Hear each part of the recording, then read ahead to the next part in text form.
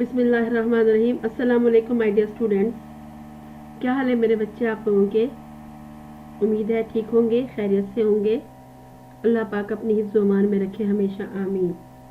मैं बेटा आपके मैथ्स टीचर आरफा खान हूँ और मेरे बच्चे मैं आप लोगों को पढ़ा रही हूँ आजकल Punjab text book board class 10th का इंग्लिश मीडियम का सिलेबस। और इसमें हमने अब तक 11 चैप्टर के 2 थ्योरम्स भी कर लिए हैं। आज मैं आपको इसके चैप्टर नंबर 11 के थ्योरम नंबर 3 को स्टार्ट करवाऊंगी। थ्योरम्स बेटा स्टार्ट करेंगे उससे पहले मैं आपको ये बता दूं कि थ्योरम्स जो हैं ये रिलेट करते हैं बेटा इसके चैप्टर जो है उसके ज्योमेट्री की एक स्पेशल शेप जो कि सर्कल कहलाती है उससे। ये उस सर्कल और उसके अंदर जो उसके एलिमेंट्स हैं ये उससे रिलेटेड है। अब सर्कल क्या होता है मैं थोड़ा सा एक्सप्लेन करूँ बेटा। सर्कल जैसा कि आप जानते हैं कि एक मूविंग पॉइंट अगर हम लें और एक पॉइंट को हम इस तरीके से मूव कराएं कि उसकी बाउंड्री का हर एक पॉइंट जो है किसी फिक्स्ड पॉइंट से इक्वी डिस्टेंस हो तो हम उसे बोलते हैं कि सर्कल है। फिक्स्ड पॉइंट क्या होता है? जहाँ जैसे कि ये एक फिक्स्ड पॉइंट है ओ, क्योंकि उस सर्कल का उस शेप का सेंटर पॉइंट भी कहलाता है। जैसे कि एक पॉइंट ओ है, अगर हम इसे ड्रॉ करते हैं तो हमारे पास इसमें ज्योमेट्री की एक स्पेशल ज्योमेट्री का इंस्ट्रूमेंट जिसे हम कंपास और उर्दू में प्रकार भी बोलते हैं, हमें उसको यूज करना पड़ता है और उसकी हेल्प से हम इसको ड्रॉ करते हैं। कंपास का यूज मैंने आप लोगों को बताया हुआ है, मैं दोबारा बता देती हूँ। जब भी आप कंपास लें आपके ज्योमेट्री बॉक्स में होती है जिसकी एक साइड पर पिन होती है यानी कि नीडल टाइप होती है, शार्प होती है, और दूसरी साइड पे जगह होती है, पेच होता है जिसको नट को आप घुमाते हैं और उसके बाद आप उसके अंदर पेंसिल को फिक्स करते हैं और फिर नट को दोबारा से टाइट कर देते हैं। तो पेंसिल को जो उसमें फिट करते हैं तो ये ख्याल रखिएगा कि वो जो पेंसिल जो हो उसकी लेंथ जो हो वो आपकी कंपास की लेंथ से छोटी होनी चाहिए और आपकी पेंसिल जो है वो 3D शेप में बिल्कुल भी ना हो। आप गोल पेंसिल लें जो कि हेक्सागोन टाइप की होती है। अगर आप 3D शेप की पेंसिल लेते हैं तो बेटा वो पेंसिल आपके कंपास में फिक्स नहीं होती सही से और कहीं पे भी वो बेटा हिल जाती है जिससे आप एग्जैक्ट जो शेप वो नहीं ड्रॉ कर सकते, नहीं कंस्ट्रक्ट नहीं कर सकते। तो बेटा वो कैसे करेंगे? जहाँ पे आप कंपास को कॉपी के पेज के अंदर जहाँ फिक्स करते हैं वो ही फिक्स्ड पॉइंट होता है जिसको हम सेंट्रल पॉइंट बोलते हैं, जो कि उसका सर्कल का एक सेंटर होता है, मेन पॉइंट होता है।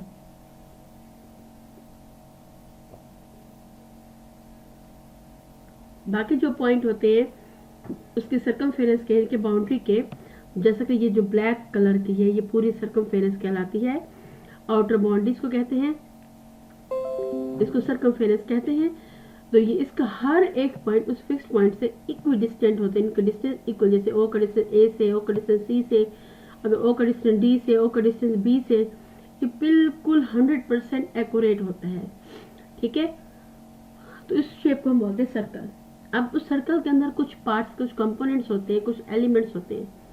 वो क्या है? जैसे कि यहाँ पे हमने डिस्कस करना है बेटे, वो हमने इसका करना है जैसे इक्वल कॉर्ड्स। पहला क्या है जी? कॉर्ड। कॉर्ड क्या होता है बेटा? किसी भी सर्कल के अंदर एक ऐसा लाइन सेगमेंट जिसके दोनों एंड पॉइंट सर्कल के सर्कमफेरेंस को टच करते हों, उस पर हो, ठीक है, उनको हम बोलते हैं कॉर्ड। अब क्या कह रहे हैं जी? Equal chords of a circle, यानी कोई एक सर्कल है उसके इक्वल कॉर्ड जो हैं एक ही सर्कल के या कॉन्ग्रुएंट सर्कल्स के। कॉन्ग्रुएंट सर्कल्स का मतलब क्या होता है कि ऐसे दो सर्कल जिनके मेजरमेंट बिल्कुल एक होनी, जिनका रेडियस सेम हो। जैसा कि अगर इसको हमने खोलते हुए 5 सेंटीमीटर की कंपास खोले, या वैसे बेहतर जो है वो 2 सेंटीमीटर की खोल लिया करें। अगर आपने 2 सेंटीमीटर की कंपास को खोल के आपने सर्कल बनाया है तो उतनी ही खुली हुई लेंथ पे यहाँ पे आप सर्कल बनाएंगे तो ये जो दो सर्कल होंगे ये दोनों हमारे पास कॉन्ग्रुएंट सर्कल्स होंगे या इक्वल सर्कल होंगे। ठीक है, सबस्टेंडेड इक्वल एंगल्स, वो कह रहे हैं कि equal chords of a circle जो है, किसी भी सर्कल के अगर इक्वल कॉर्ड जो है तो वो जो एंगल बनाते हैं, इक्वल एंगल जो होते हैं सेंटर पर, तो वो कहते हैं उनके सेंटर पे जो एंगल होते हैं वो हमेशा इक्वल होता है एट द कॉरिस्पॉन्डिंग सेंटर। यानी आमने सामने के जो कॉरिस्पॉन्डिंग सेंटर है उस पे जो सर्कल का जो सेंटर पर जो एंगल बनेगा उसे हम सेंट्रल एंगल भी बोलते हैं। तो वो ये कहते हैं कि उसकी मेजरमेंट हमेशा इक्वल होगी। तो हम सबसे पहले हमें क्या पता लगा कि हमारे पास दो सर्कल है, हमने दो सर्कल ड्रॉ कर लिए विद ABC सर्कल, ABC और A prime B prime C prime, differentiate करने के लिए ए प्राइम बी प्राइम कर दिया। Are two congruent circle with centre O, इसका सेंटर ओ है, इसका सेंटर ओ प्राइम है रिस्पेक्टिवली। और इस तरीके से जो ए सी जो है आर्क जो है, ये आर्क का बड़ा सिंबल डालिएगा, नहीं सॉरी यहाँ से लाइन सेगमेंट ड्रॉ करेंगे अगर हम, कि ए सी जो है अगर हम एक कॉर्ड ड्रॉ करें तो ए सी जो है वो ए प्राइम सी प्राइम के इक्वल होगी। ठीक है, वही शेप बेटा यहाँ दोबारा ड्रॉ की गई है। प्रूव हमने क्या करना है कि एंगल ए ओ सी, ये जो ये एंगल ए ओ सी इस सर्कल का ये central angle A prime O prime C prime के इस एंगल के इक्वल होगा। हमने चीज प्रूव करनी है, यानी कॉन्ग्रुएंट होगा। कंस्ट्रक्शन क्या करेंगे, let if possible measurement of, हम सपोज कर लेते थोड़े से टाइम के लिए कि ये जो angle central angle A O C जो है ये इक्वल नहीं है A prime O prime C prime के, तो तब अगर ये इक्वल नहीं है तो हम एक फर्जी तौर पे एक और हम ड्रॉ करके देख लेते हैं डॉटेड लाइन। फिर हम कहते हैं कि ये जो एंगल बन रहा है ए प्राइम ओ प्राइम और डी प्राइम, यानी ये छोटा एंगल, कि फिर ये इसके इक्वल होगा। सपोज करते हैं थोड़ी सी टाइम के लिए, प्रूफ करते हैं। सबसे पहले हमें ये पता लगा कि ये वाला जो एंगल है ये इस एंगल के इक्वल है, इसके ये A prime O prime D prime के। कैसे पता करें, हमने कॉन्ग्रुएंट से सपोज किया। लेकिन हमें तो ये पता है कि जो आर्क ए सी जो है वो आर्क ए प्राइम और सी प्राइम आर्क के इक्वल है, ये तो हमें तो ये पता है। क्यों ये इक्वल है, क्योंकि हमने पिछले दो थ्योरम में हमने यही चीज प्रूफ की है कि arc subtended y equal central angle in congruent circles, के हमारे पास अगर दो कॉन्ग्रुएंट सर्कल में अगर कोई हमारे पास आर्क्स जो है सेम साइज के अगर आर्क्स हैं, अगर वो आर्क्स इक्वल है, तो जो उनका सेंट्रल एंगल पे जो सेंटर पे जो एंगल बनता है वो भी हमेशा इक्वल होता है। हमने तो ये चीज पढ़ी थी। इसका मतलब है ये आर्क इस आर्क के इक्वल है। अगर ये आर्क इस आर्क के इक्वल है तो इसका मतलब है कि ये जो लेंथ होगी ये कॉर्ड की ए सी की वो ए प्राइम और सी प्राइम के ए प्राइम और डी प्राइम के बराबर होगी। कि इस एंगल में तभी एंगल इक्वल हो सकता है ना कि अगर इनकी कॉरिस्पॉन्डिंग आर्क्स इक्वल हो।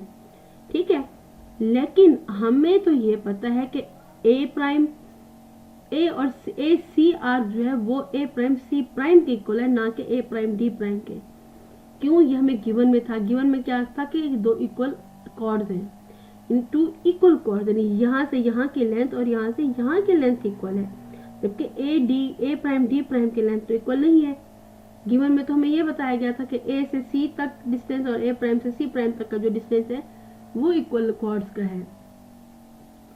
तो इसका मतलब हम अगर 1 और 2 को अगर हम कंबाइन करते हैं तो हम ये सपोज कर लेंगे कि ए प्राइम सी, ये उस वक्त पॉसिबल है कि अगर ए प्राइम सी प्राइम इक्वल हो जाए ए प्राइम डी प्राइम के, यानी ये एक्चुअली एक ही पॉइंट हो तो ये पॉसिबल है, यानी सी की जगह पे आप डी प्राइम रिप्लेस करें तो, which is only possible if C coincide with D, यानी सी अगर डी के ऊपर होगा, अगर एक ही जगह पे होगा तो ये पॉसिबल है। अदरवाइज तो देखिए दोनों के लेंथ में फर्क है। आप थोड़ा सा इसको फिजिकली देखिए, इसकी लेंथ को देखिए, ये जो लेंथ ए प्राइम डी प्राइम की लेंथ ए प्राइम सी प्राइम के लेंथ के इक्वल तो नहीं हो सकती ना बेटा, यानी ये तो छोटी है। तो इसका मतलब है अगर ए प्राइम सी प्राइम की लेंथ उस वक्त इक्वल होगी ए प्राइम डी प्राइम के अगर ये डी पॉइंट सी प्राइम के ऊपर ही हो, एक ही जगह पर हो।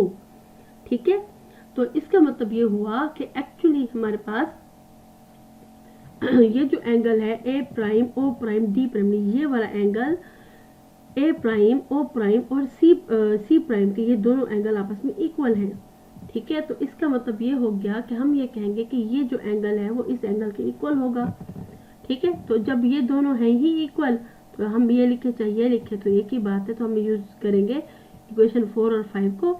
इससे हम क्या कंक्लूजन निकालेंगे कि angle A prime angle measurement of angle A O C equal है measurement of angle A prime O prime C prime के, यानी डी को आप इग्नोर कर दें और ये कि ये वाला एंगल इस पूरे एंगल के इक्वल है। और ये चीज बेटे हमने प्रूव करनी थी। ठीक है, इस क्वेश्चन को थ्योरम को आप लोग बहुत ध्यान से मेरा बेटा देखिएगा। इसमें हमारे पास जो कंस्ट्रक्शन है वो भी पिछले कंस्ट्रक्शन से थोड़ी सी डिफरेंट है। हमने इसमें इसको थ्योरम की जो गिवन और जो इन्फॉर्मेशन हमारे पास थी हम उसके ऑपोजिट गए हैं और हमने उसको अपनी तरफ से सपोज करके किया, लेकिन फिर भी वो उसके इक्वल ना आया। तो यकीनन जो स्टेटमेंट हमें दी गई है वो उसी के ही इक्वल है। तो मैं उम्मीद करती हूँ बेटे आपको समझ आया होगा, कोई डिफिकल्टी इंशाल्लाह नहीं होगी।